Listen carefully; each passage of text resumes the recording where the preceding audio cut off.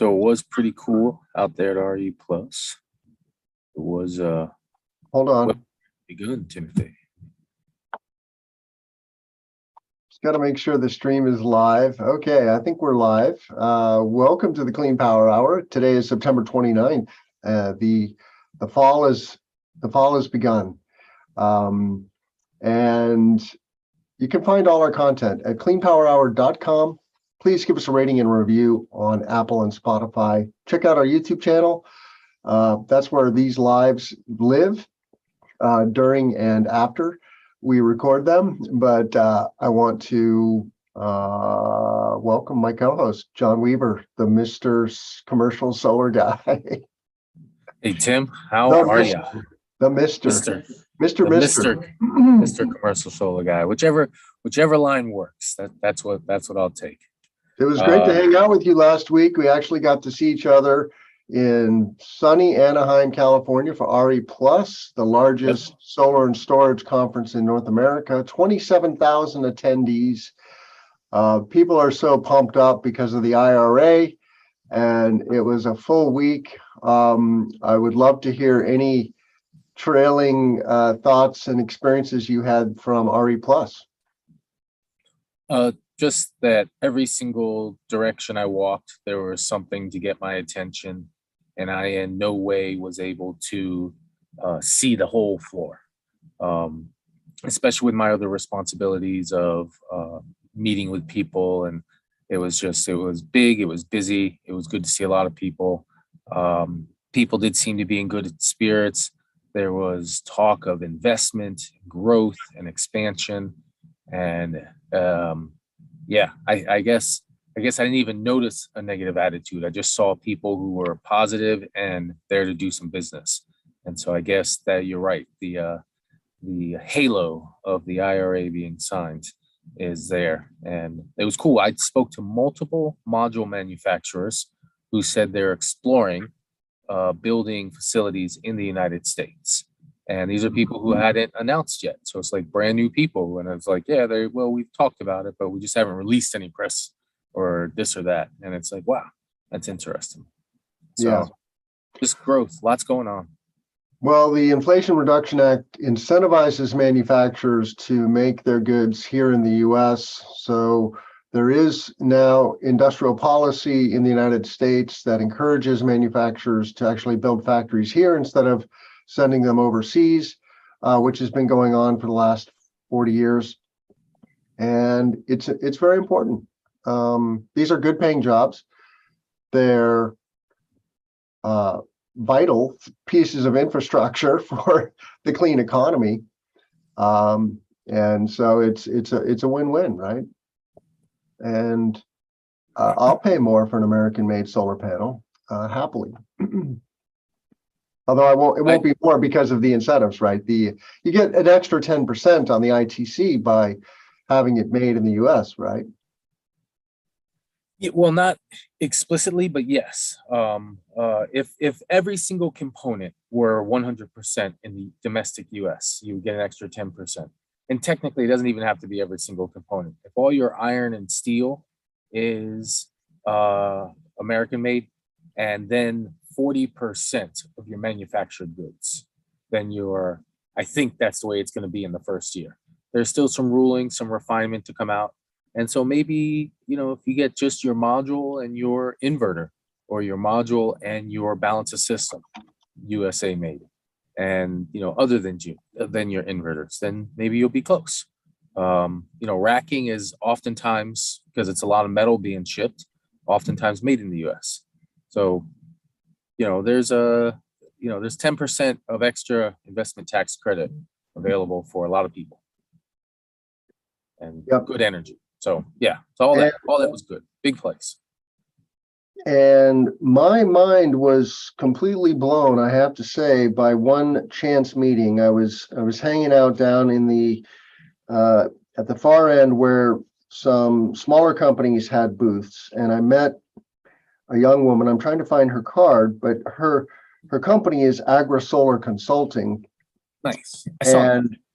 And she turned me on to another organization called the Agri-Solar Clearinghouse.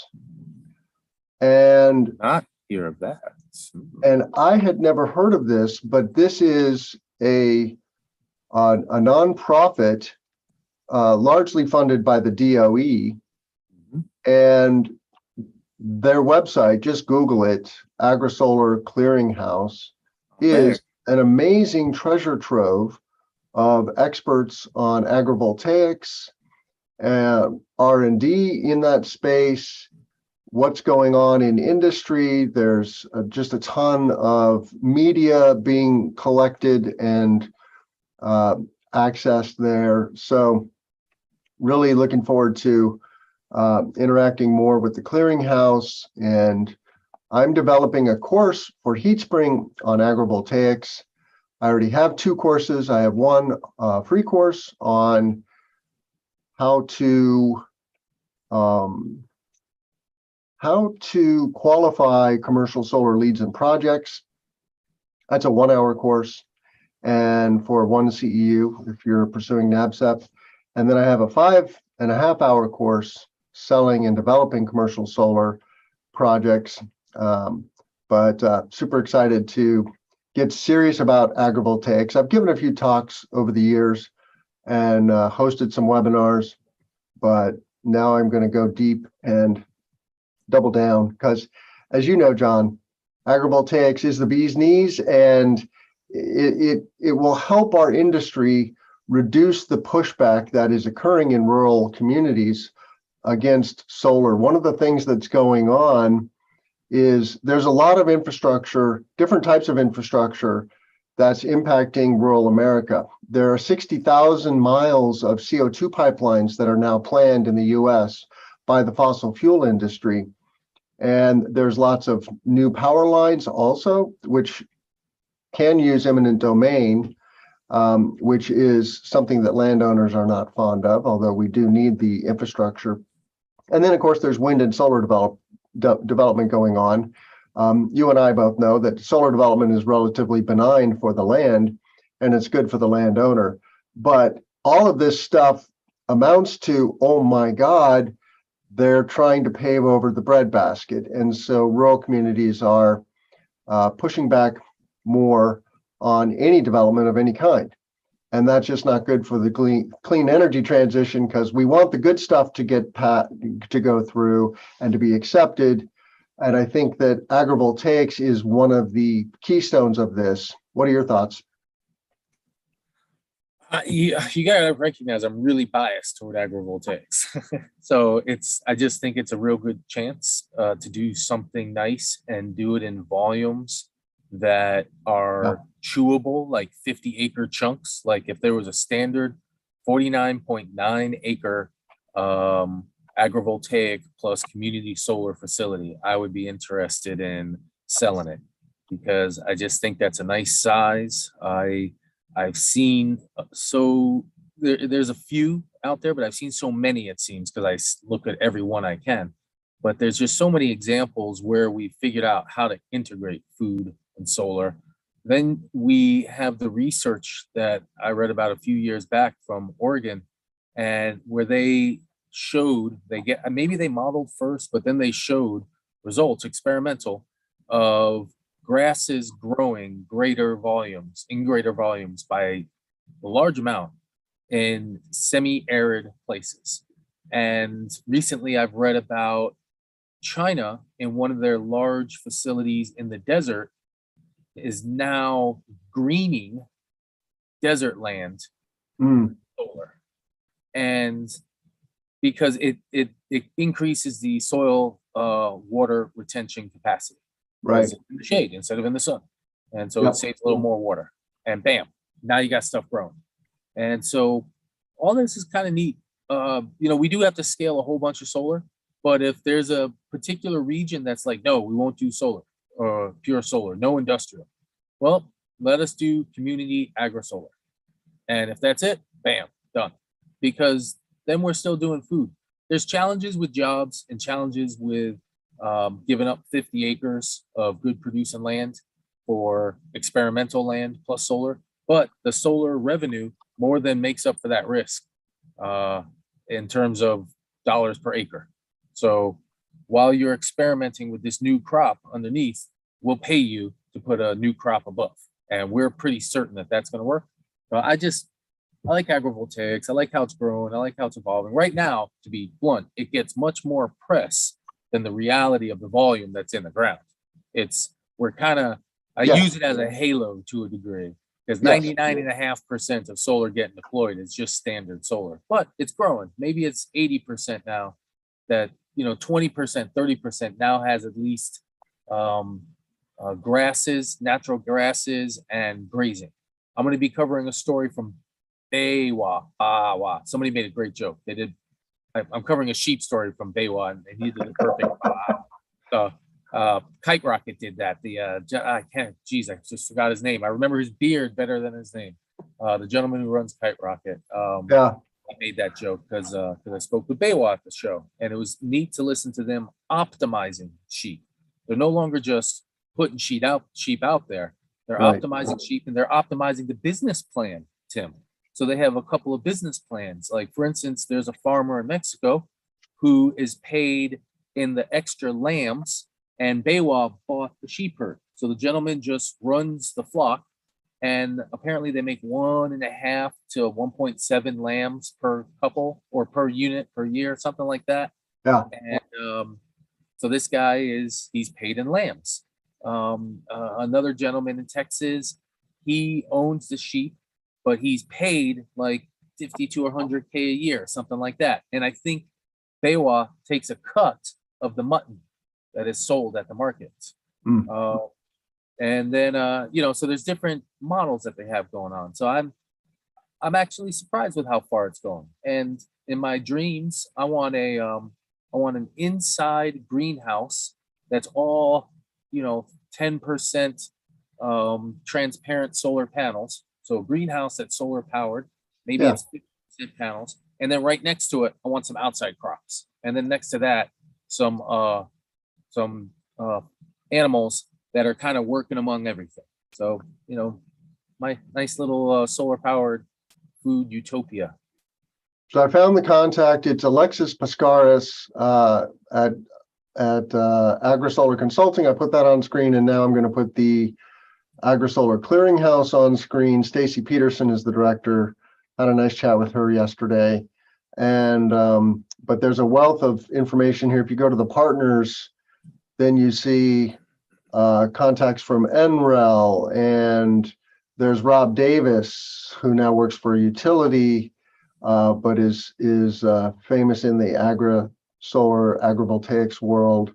Greg Barron Gafford, a biogeographer, is very active in this space. So many wonderful experts, and people like Lexi Hain, who's been on the show. She's now at Lightsource EP, and she is the founding director of ASGA, the American Solar Grazing Association, and she's a sheep farmer herself. And Lightsource. I know Alex. Yep, Alex is from Vermont. You're talking about DePillis? Yes, sir. Yeah. Nice. Yeah. So check out the AgriSolar Clearinghouse, and we should probably get into the news. But This is all news, man. I know it is. I mentioned that I saw a report from Lightsource BP that on some of their work in Pennsylvania. So I believe Lexi Hain has her fingers in that work. And it's really wonderful to see how big and diverse this agrivoltaics, and I was new to the word agrisolar. I didn't even I'd never seen that use of that word, and now it just rolls off my tongue. It's a little easier to say than agrivoltaics, and I think it will resonate with farmers a little more, because voltaics, people are like, what is that? Unless they're solar professionals. We all know what it is in the industry, but agrisolar, heck, I think that's very intuitive. I think so. Voltaics, agri PV. I saw agri PV once, but even that's a little too technical, to be honest. But I like agrisolar. So that's cool that there's a clearinghouse. So I'm guessing they're a clearinghouse of knowledge and information. And so I'm gonna get in there. Thank you for educating me there. Yeah, this is a great example of good government, right? Like this organization would not exist without funding from the DOE, our Department of Energy, and that is an important role for government to collect our pennies, the taxes we pay, and then dole them out in important collective ways for the greater good. And the solar industry is a wonderful industry, and it is very light on the land, but we can be better and we can be lighter on the land, and we can be more farmer friendly, and we want that. That's one of the things that I emphasize in my testimony when I'm at these hearings with AHJs is we want the land to be better when our solar farm is ready to be decommissioned. We want it to be better than it was when we found it. And largely that will be the case, I believe. So. Well, when you just shared that Lexi Hain got hired by LightSource, I was not in any way surprised. LightSource put out a document a couple years ago, and I wrote an article on it, and they were talking about full life cycle, full carbon capture of the ground. They were thinking broadly in terms of land, beyond my education level, of course. I'm not a land person, but it made me think, wow, some big organizations, when they do have a chance to put a little cash out there, you can really acquire some good knowledge and good expertise. And so that Lexi would get hired by LightSource, who is owned by Shell. But they have, gigawatt plus portfolio. Shell or BP, because their name is LightSource BP. Well, probably BP. I would assume both those companies. It's an easy conflation to make. Yeah, so owned by oil. Yeah, and I was having a discussion with a colleague who works in the PR industry, and this person turned me on to a very important book that I want to talk about, and that is the new book from Vaclav Smil called How the World Really Works. But this person was saying that his firm works with oil and gas and renewable industries, and I was just trying to nudge him to work exclusively with clean tech industries, because we're big enough now that there's plenty of runway. The oil and gas industry doesn't need any more help. They've got such huge coffers and such huge subsidies behind them that, it's a David and Goliath thing still, right? The clean tech industries are a David to the Goliath of fossil fuels. But this book, which I'm going to put the Amazon page on screen. I disagree with him, by the way. I know who he is. Vaclav Smil? Absolutely. He's written 40 books. Yeah, I know. He is one of the most published scientists. He's a Canadian Czech academic, and his books have been a wonderful resource for me over the years. And I've been listening to the audiobook of this, and the thing that it just comes out of the gate with chapter 1 on energy.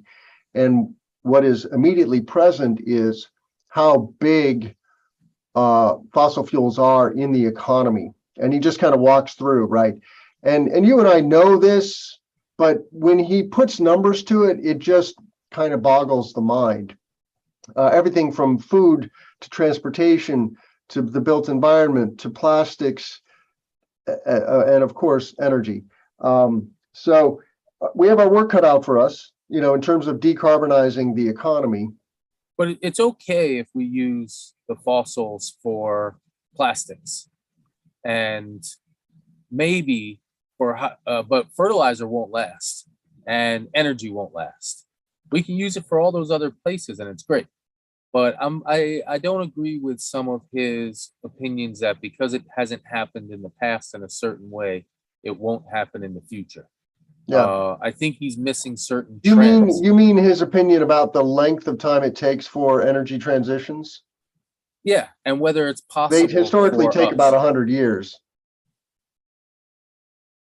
It's interesting. Now, He could be very right, and we could just be needing to readjust our views because the energy transition sort of started in the 70s. It had Yeah. its roots in the 50s. Hmm. And we're now 50 years into it, 40 years into it. Yeah. So if we said the roots are in the 50s, then we could be 70 years into it. But at minimum, we're 50 years into it, and Yeah. we've crossed the first 7 doublings. We're past that in terms of electricity in the US.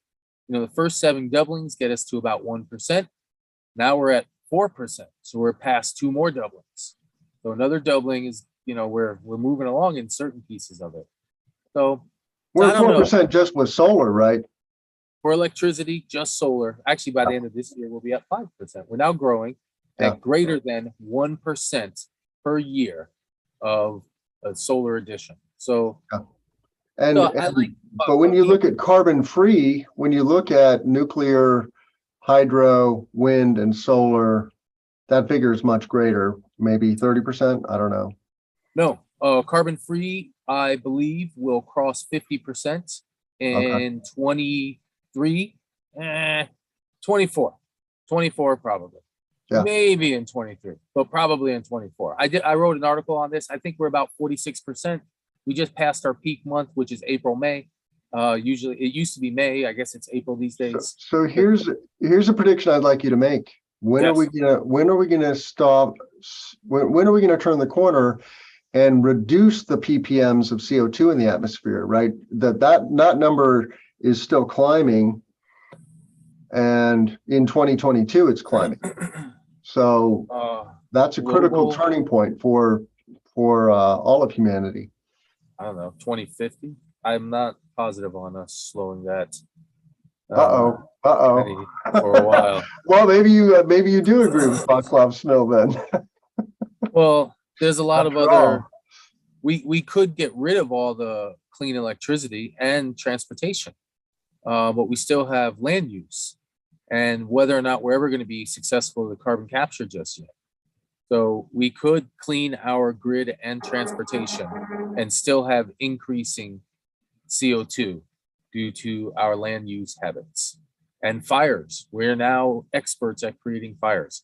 And I'm sure you've heard of it, blowing up gas pipelines in Europe. So, I mean, literally, it seems as if an act of war has occurred in the seas. The Nord Stream 2 pipeline, right? No, 1. Was it 2 or 1? I think both were damaged, but 2 leaked. Is it the 2 with the big leak? Yeah, I'm not sure. Yeah. There's a leak near Sweden, I know that.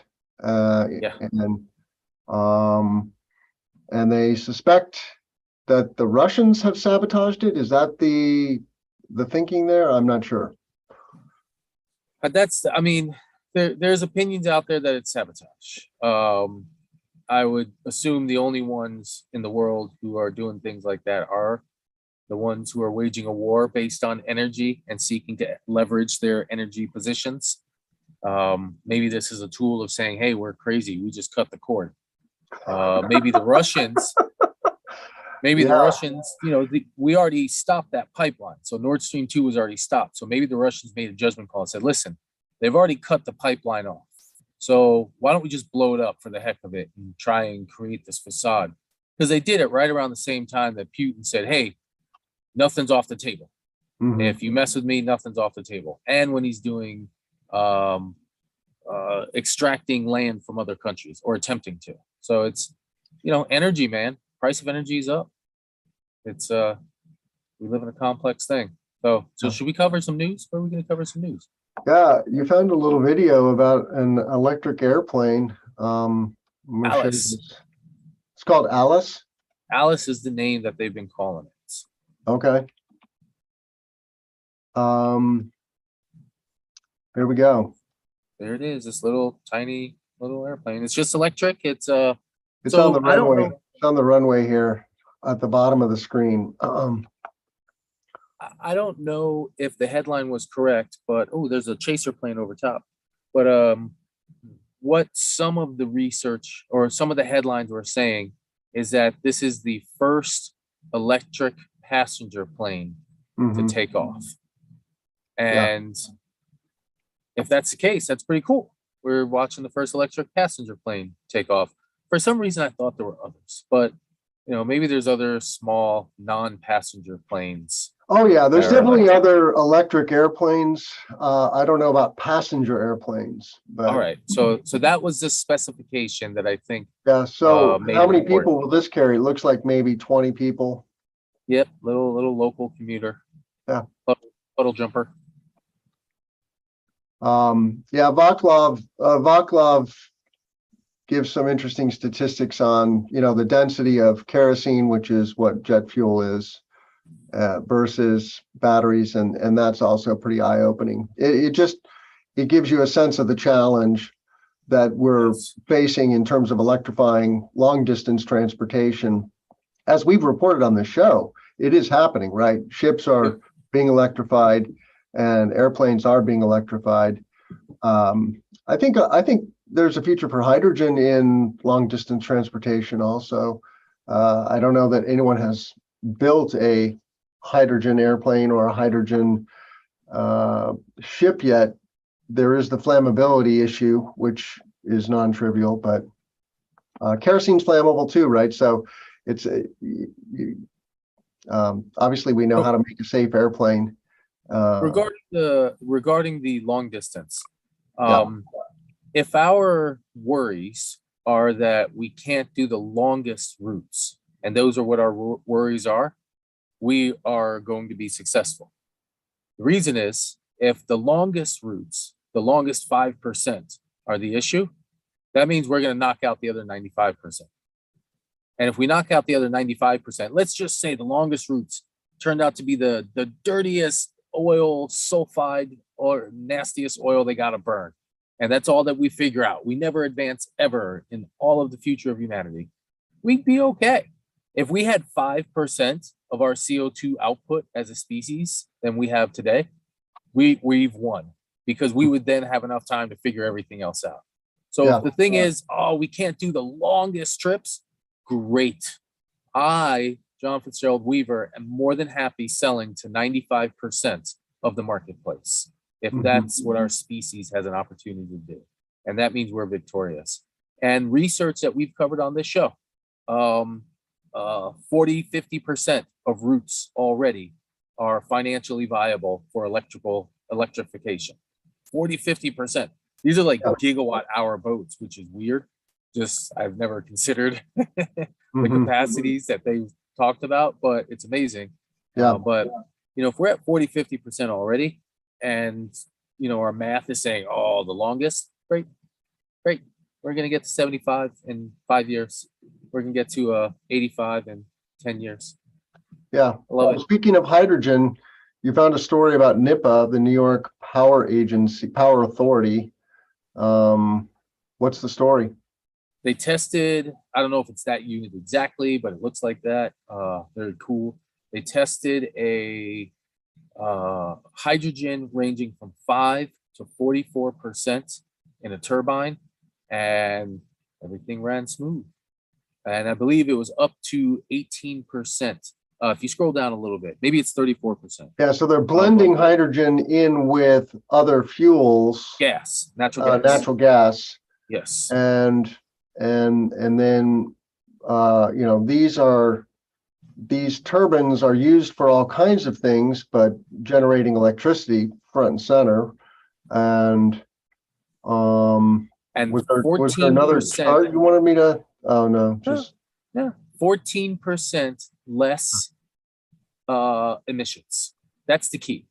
So up to 35% hydrogen, 14% emission reduction. And the key is it's green hydrogen. So that'll give us a chance to start selling hydrogen into the marketplace.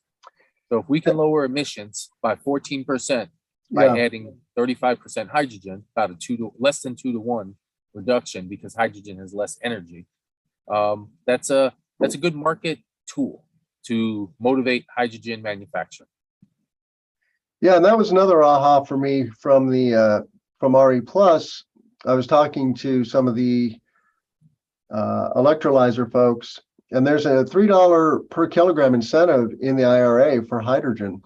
Yep. So that gives it a nice boost. And I think we're going to see a lot more companies pursuing green hydrogen now because of that incentive. And, the goal is like $1 a kilogram of green hydrogen to make it truly ubiquitous and widely adopted, so to speak. And because it is a wonderful element, it's super abundant, it's super light, and it's quite energy dense. It burns hot. It burns hotter than methane. So you can use it for industrial processes like making steel. Although, as I've also pointed out, Rondo Energy is doing that without hydrogen, just using electric resistance heating. So clean energy, hot bricks, clean steel. But I want to talk about this story in Power magazine. If you're not familiar, check it out. But the Oxford group did a study and concluded decarbonizing energy would save $12 trillion. And that's a lot of cash. What you could do with $12 trillion. And so anyway, it says, the study released September 13th and published in the journal Joule reports that decarbonizing the world's energy systems would save at least 12 trillion by mid-century, meaning 2050, compared to continuing to use fossil fuels at the current level, or what we call business as usual. The peer-reviewed study notes that the cost of cleaner energy technology continues to fall. It also concludes that renewable energy has the potential to increase energy output worldwide and expand access to energy to a larger population. What they're touching there is that there's almost 1 billion people, right, who don't have electricity or have access to electricity still. And you and I can't imagine living without electricity. Even when we go camping, we bring electric devices with us because we love electricity so much, for lighting, for cell phones, for heating, et cetera, et cetera. My car.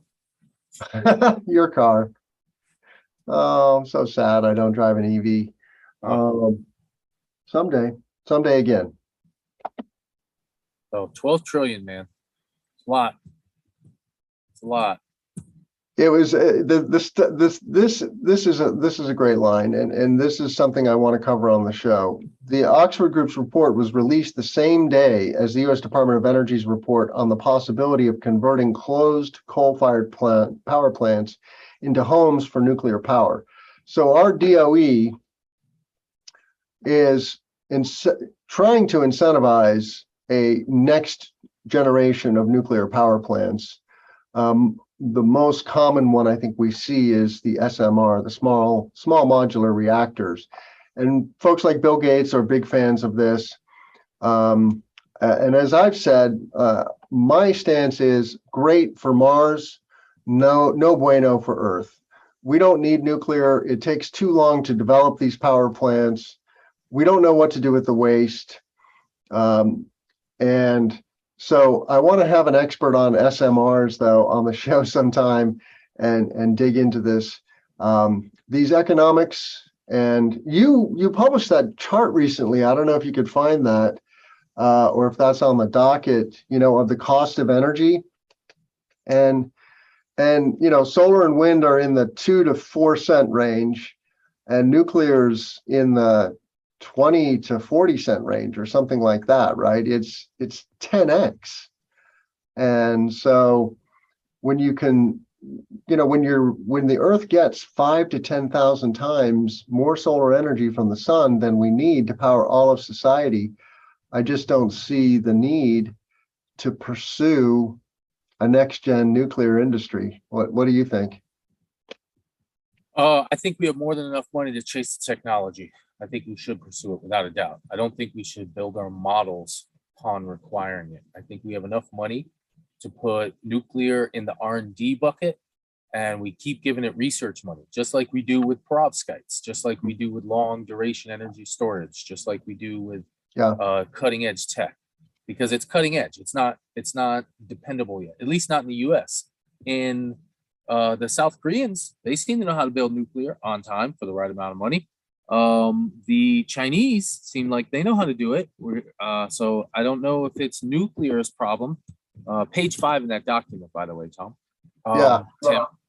So I don't know if it's nuclear's fault, but I would definitely say we should keep doing the R&D, but we should give them massive volumes of support in terms of tax credits and things of that nature to products that are going to deploy.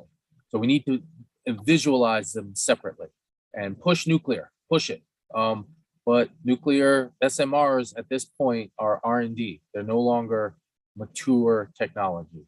They've reverted or something weird. Something's happened. Yeah. And so you found this slide deck by Nextera. Nextera, yeah, this is their most recent quarterly presentation, investor presentation. Very large clean energy company owned by Florida Power and Light. No, they own FPL, but they sprung from FPL. Okay. They grew greater than their They're the parent of FPL now? Gotcha. Yeah, they're the parent now, yes. Yeah. And we have a love-hate relationship with Nextera. You know, they do a lot. Yes. They do a lot of good wind and solar development, or wind, solar, and storage development now. Yes. Here in the heartland, and they're greening the grid. So we're grateful for that work. That's real good work. And but anyway, this graph is awesome. Why is it so awesome? I like it because it shows the near firm for wind and solar, which is a unique little thing. I also like the carbon adder. What does that mean, near firm? So near firm is defined as a battery that's 4 hours of capacity, 1/2 the AC sizing. So if it's a 100 megawatt solar plant and it's 100 megawatt AC, then the battery is 50 megs AC, 200 megawatt hours. So it's 1/2 of the AC 4-hour battery, and it's to associate the energy from the solar farm with the local demand peak. So they're trying to think in terms of near firm so that they can move this electricity into the evening peak and not create the duck curve. So if they can, near firm is wind and solar that hypothetically could negate their creation of duck curves. That's the goal, is to smooth out when they're not running. Just their capacities, no other capacity. But look at those prices. So these prices are wind and solar paired or alone or paired with storage.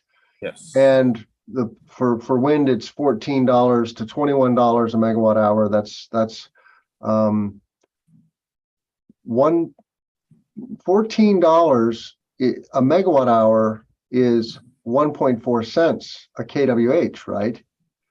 That includes incentives. Yeah.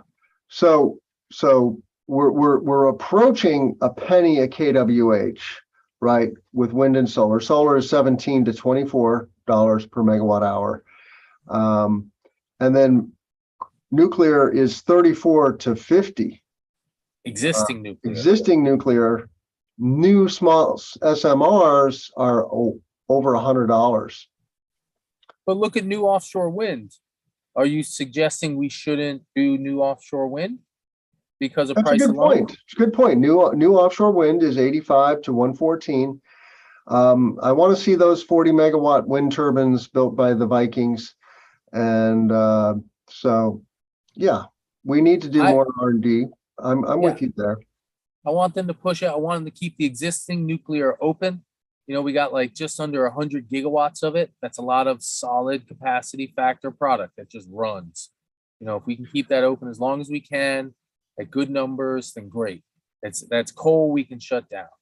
That's what matters. So as long as we keep Clinton Power Station open and the Clinton Lake a lake, I'm happy, because that creates a sailing opportunity for Tim Montague. I've had such a wonderful summer sailing on Clinton Lake. Next to the Clinton Power Station, but and that lake, that power station was in jeopardy before we got FEJA in 2016. The Future Energy Jobs Act rescued Clinton Power Station with subsidies that also then ignited the solar industry, which gave me a career here in Illinois in the solar industry. So Agreed. All related. All related. We should keep those existing plants running. We just have to get better about figuring out what to do with nuclear waste. It's still a problem, and there's a shell game going on, and it's a hard problem to solve. It is a technical problem. We will solve it, but we need to work harder, faster, because a lot of that waste is being stored on site. And what that means is there's going to be leaks and accidents, and we need a permanent long-term solution. You have to store this stuff for more than 10,000 years. Doable, but a hard problem to solve. We know how to do it. It's challenging because we're afraid of stuff. It's something though. So you want to talk about some hydrogen, some more hydrogen, some off-water wind and hydrogen? You like that topic? I'm kind of a fan of it right now. It's a good topic. I don't know what's going to happen with it, but I'm going to write a story on LONGi and their hydrogen electrolyzer that was at the show. That's probably going to be in the under $400 per. Isn't LONGi the largest solar company in the world? Yep, solar panel manufacturer. Yeah, solar panel manufacturer. But they have a huge volume of cells and wafers too. They have a huge volume of wafers, large amount of cells, and I think they're the largest solar panel manufacturer. So yes, but they've moved into making electrolyzers, and they have electrolyzer facilities, and they have plants running on the ground deploying energy right now. I've seen research. I saw something from Bloomberg that said $343 per kW is the Chinese pricing versus $1,000 in Germany. So they're already scaling and hammering the number down. I mean, they may just take over this electrolyzer thing before anybody even realizes there's an electrolyzer thing. So I'm hot on it. And so I like this story. You get a couple pictures, but it's a floating wind turbine that it powers all of the salt water purification or cleaning, purification, desalination. Then it powers the electrolyzer that makes the hydrogen. So imagine if we put hydrogen filling stations in the ocean. That sounds really dangerous on the open oceans dealing with giant hydrogen tanks. I'd be afraid. But maybe it would work somehow. Maybe we do hydrogen storage in containers that convert to electricity, and we just plug in electrical things and charge batteries halfway across the ocean. Or we just make hydrogen in the pipelines, and the wind pumps the hydrogen straight to the ocean side, and we use that ocean side hydrogen to run desalination plants so that we can clean up the water better. I don't know. I'm just interested in extracting energy from the wind and turning it into hydrogen electricity, and it's cool to watch. This is in France, this unit that we saw there. So it's pretty cool. It mentions the electrolyzer was provided by Plug Power. Isn't Plug an American company? I thought when I read that they have a facility that they're developing up in upstate New York. Yeah. And it's a pretty big one. It's like a 5 gigawatt-hour facility. Something nice. So yeah, interesting project. It sounds complicated, right? Desalinating water, seawater, making green hydrogen with the desalinated water. But we are the water planet. The Earth is covered with water. So yeah, we can make water with it at the same time, maybe even. I mean, if we were sure, you can make drinking water too, right? Yeah, just pumping. We could just have giant floating turbines sucking out salt water and making pipelines of fresh water, pump it onshore to California. We should just be like, instead of stealing all the water from Northern California, just bring it right on via some offshore pipelines, freshwater pipelines, right from your nearby ocean. Yeah, desalinization is a thing in some parts of the world. In the Middle East, the Israelis do it because they don't have enough fresh water natively, right? Got to tap into the ocean. And one of the challenges of that apparently is not sucking up too many fish eggs and harming the ecosystem. So that's a technical challenge. I'm sure we can solve that one, but it's important. We want baby fish. They there was a California desalination plant that was pushed back against because the intake pipe, I believe, was too close to something. Yeah, I think we covered that story. Yeah. All righty.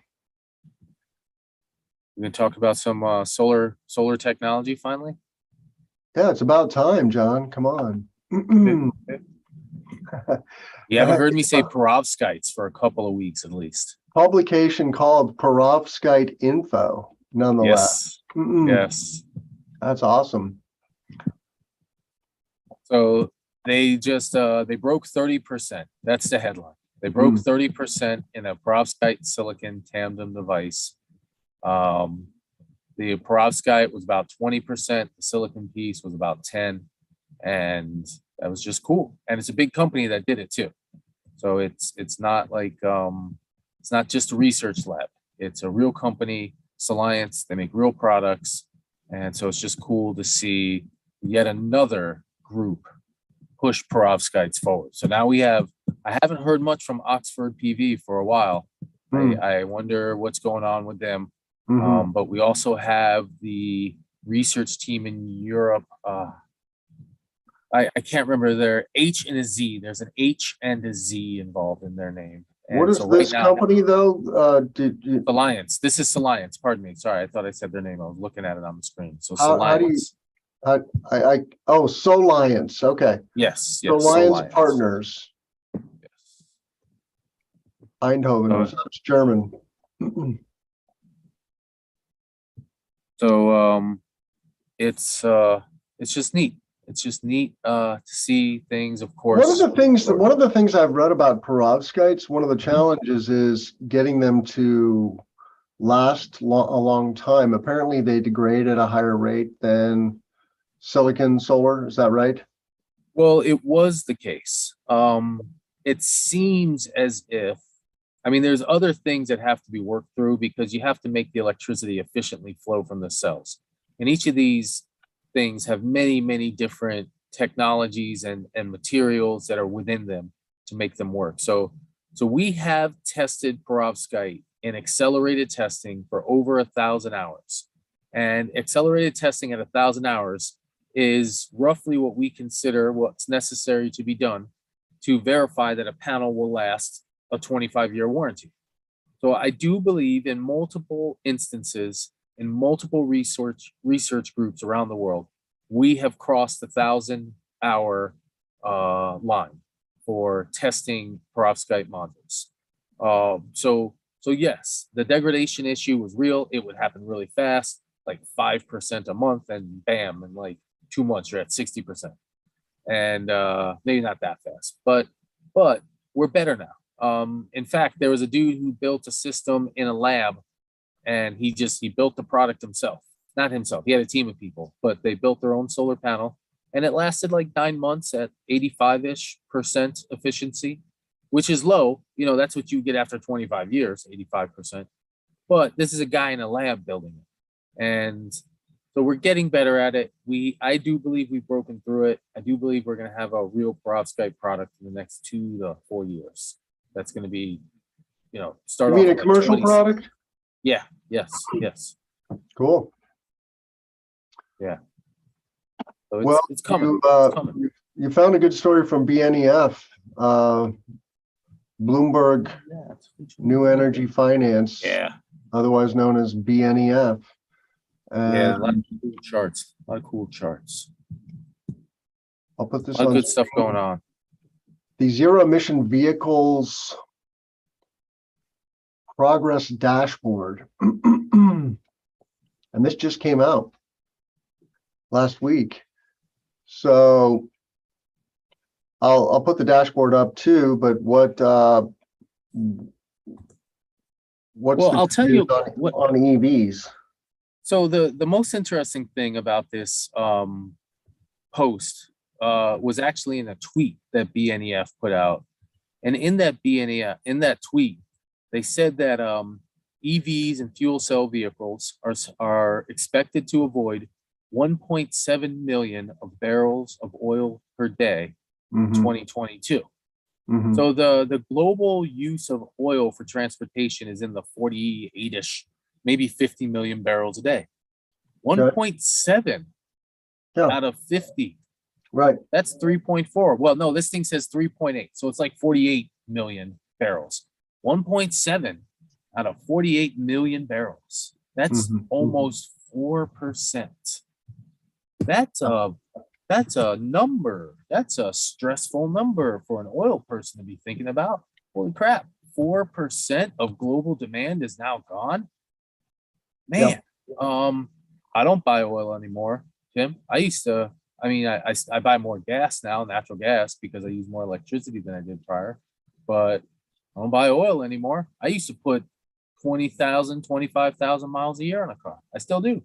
I put 30,000 in 1 year on a Tesla. Yeah, and So, EV sales grew by 63% year over year in the first half of 2022. That's encouraging. I heard a really interesting podcast this morning. The podcast is My Climate Journey, and the guest was a company called Ample, a play on the word amp, but their model is robotic battery replacement. So having swappable batteries in EVs, which some of the Chinese manufacturers are doing. Neo. And I don't know if any of the Americans are doing it yet, but it just makes so much sense. Basically the thrust of that podcast is, or Ample's business model is, you have a 10-minute swap, and then you have the ability to have modular batteries in your car, so that when you're just doing your daily commute of 20 minutes each way, you don't need the full, 60 kWh battery. You need a smaller version, and so you're getting better fuel efficiency by carrying around a lighter battery. And then when you're going cross country, you want the big kahuna. And I do think that this is going to happen. But basically, they're creating a unit that just drops in to like an existing gas station, kind of like the charging stations do, but it's a swapping station that's manned by robots. It's completely robotic. So I think we're going to see a lot of innovation in the EV charging space, and the thing that the CEO said, I can't remember his name now, but he said, look, we can't ask consumers to pay more and be less efficient with their time, right? With electric transportation, we have to make it just as convenient and affordable as gasoline engines. And I'm right there with him. I totally agree with this. People are totally used to that lifestyle and have stuff to do. They got to drop their kids at school. They got to get to work, got to get their groceries, et cetera, et cetera. It's got to be very efficient. And as you know, we're not quite there, right? I think we'll get there with charging. And I also think the fact that most of our cars will be fully charged at home while we're not thinking about it will change the game a little. I think that's going to be big, because if you can just go home and casually plug it in, you're always going to be at 80% charged. Yeah. Yeah. So I saw a headline, or somebody wrote that said, we're going to be sold out of EVs for 4 years. We're not going to be able to fully satisfy EV demand until like 2026. Mm-hmm. And by then, of course, it'll grow more and evolve and that type of stuff. Yeah. What I don't understand about this graph, so this is the dashboard linked in that story. Mm-hmm. But I don't see China here. The US is leading the pack in this graph at 455,000 units for the first half of 2022. But China is probably 2 or 3x that, isn't it? Well, if you look at the top paragraph on the right, China and Europe have led the global passenger market since 2015, accounted for 84% of global sales. So yeah, maybe they're just showing here. I bet if you scroll up or scroll down, you'll see a China slide. Nope, that's the first one, where they're going to be like, all right, so that's everybody else. Here's China. Well, maybe it's somewhere. Well, But you're right, battery China electric vehicles are beating plug-in hybrids now. That's very cool. it should make sense. I owned a couple. I owned a couple of hybrids, never a plug-in hybrid, and they were just okay. I never saw the point really. I mean, come on, Toyota, make me a pure EV. They've got so many hybrids. It can't be harder to make a pure EV than a hybrid. Talk about complicated, right? There's Norway, 80%. ZEV share of passenger vehicle sales excludes plug-in hybrids. Norway's like off the charts. Now it's a tiny country population-wise, but I'm about to go to Norway. I'm going in October to visit my son in Ålesund in northern Norway. I'm super pumped for that. There are now over 21 million passenger EVs on the road. There's China. Yep. Yeah, China has what? 5 times as many EVs on the road than the US does. That's sobering. Well, we have time for one more story, John, and then we're going to wrap up the show. It's what a great show. I love doing this. I'm so grateful for you and your journalism and your passion for the clean energy transition. But what would you like to bring our listeners for the final hurrah? You know what? We're gonna do this one just because I'm famous. We're gonna do the John Weaver is famous article. That one right there. I just highlighted on the document. Okay. I see a picture of a pickup truck. Oh, it's a Ford Lightning. Yeah, it's a nice one. So this is a story in Bloomberg by a gentleman named Kyle, and he's on Twitter. We found each other somehow, but it's Kyle Stock. There you go. He thought it was interesting hearing about my process of going through getting my car, and so we chatted about it. And he just got a little paragraph of me. But if you keep scrolling, and at some point down in there, you're gonna see a big picture of me in front of my car. Oh, really? Yeah. It says here, with battery supplies tight and customers eager, car companies are only cranking out expensive electric options. Mine was the cheapest one you could get. It was among the cheapest EVs available. Yeah. And so, well, there you are. John Fitzgerald Weaver in Boston with your Hyundai Ioniq 5. It's a good looking car. Yeah, it is nice. It is nice. It's that green color varies greatly. It's a shiny iridescent green. But the story, what he wanted to know about is the market adjustment fee, which is what the car companies were calling it, where they weren't arguing on MSRP. They weren't even allowing you to talk about MSRP. The argument was, we're going to add $1,000 to $10,000 to the sticker price. And how hard are you going to fight to get it down? And the first guy I visited at Kia, I was considering the EV6 because in the Hyundai Ioniq 5, they're like sibling cars. Yeah. The guy tried to add 10 grand. I'm like, nope. So I'm not paying 70 G's for a car because they also only had an expensive car. That's just not happening. And so that's why I'm not buying the Tesla, because it's expensive and it's going to take a year. At least he had one on the lot that I could touch. Then I went to the next guy. Then I started searching in other places. I went down to Hyundai in New Bedford on the South Coast. They didn't have any. Then I started looking in regions outside of New England to find the nearest Hyundais, and they were down in New York. And so the next person I found down in Long Island, he wanted to add $5 grand. I was like, I don't want to pay an extra $5 grand. I needed to be under 50,000, so I get the state of Massachusetts incentive. So I'm not interested. Kept pushing, found somebody that only added $1,000 to the sticker price. And so I said, you know what? We're just going to go with that. That's the end of the discussion. So got it, sent it, done.